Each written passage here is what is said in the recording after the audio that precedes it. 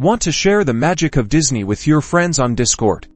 Let's dive into how you can do it, while keeping things smooth and legal. First, the most straightforward method: screen sharing. Start a voice channel in your Discord server. Then click the screen share icon, choose the Disney app or the browser tab where you're watching. Make sure your friends can hear you and the video by selecting the correct audio output. Now, here's the catch: Disney and other streaming services often have antipiracy measures that can cause a black screen for your viewers, or the audio might be muted due to copyright protection. If this happens, don't worry, there are a few workarounds.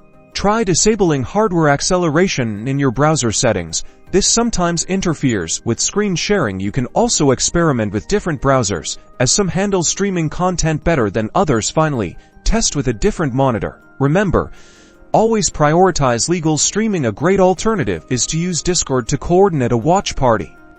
Everyone can sync up and watch Disney on their own accounts, chatting together in the Discord channel. Create dedicated text and voice channels, your Discord server for movie nights. Share the movie title and start time, and enjoy the show together. This way, everyone gets a perfect viewing experience while supporting Disney and staying within the terms of service.